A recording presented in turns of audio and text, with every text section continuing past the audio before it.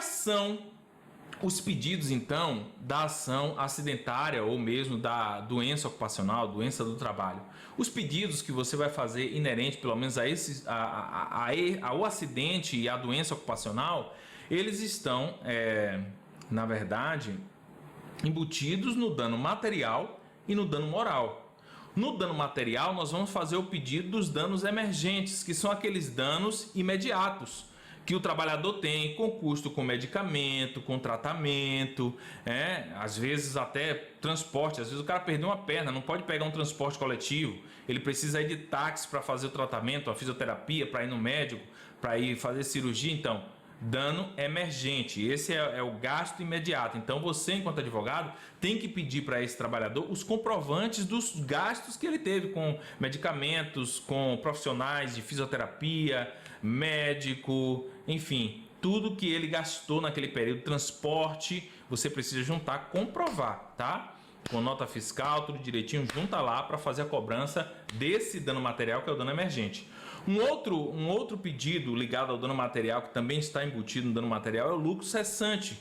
O que é o lucro cessante? É o que ele vai deixar de auferir dali por diante por conta da perda ou da redução da capacidade laborativa.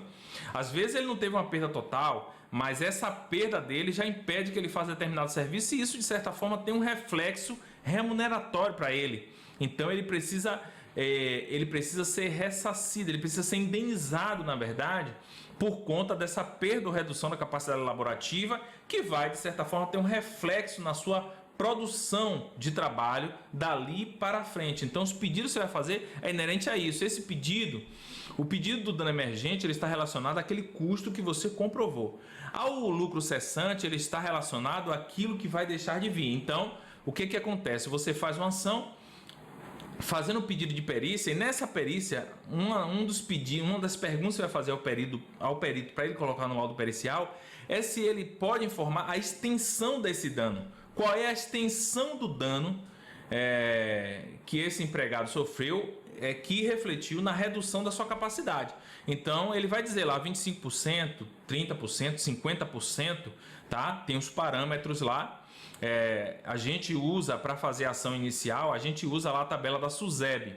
Você vai ver, se você procurar na internet, a tabela da SUSEP, lá ele vai dizer lá, na verdade não é um rol que vai ser seguido à risca pela Justiça do Trabalho, pelo juiz ou mesmo pelo perito, mas para você ter um parâmetro de pedido, porque lá vai dizer se ele perdeu um dedo da mão, qual foi o dedo que ele perdeu, se ele perdeu a mão, se ele perdeu a perna, e vai dizer qual é o percentual da redução ali, e aí você vai fazer o pedido de acordo com aquela redução. Mas para que eu preciso saber? Você me pergunta, né? Para que eu preciso saber, então, qual é o nível de redução que ele teve? Para você fazer o pedido de lucro cessante, o pedido do dano material, e o pedido vai ser relacionado com a redução. Então, se a redução for de 50%, então vamos dizer que esse trabalhador ele ganha R$3.000.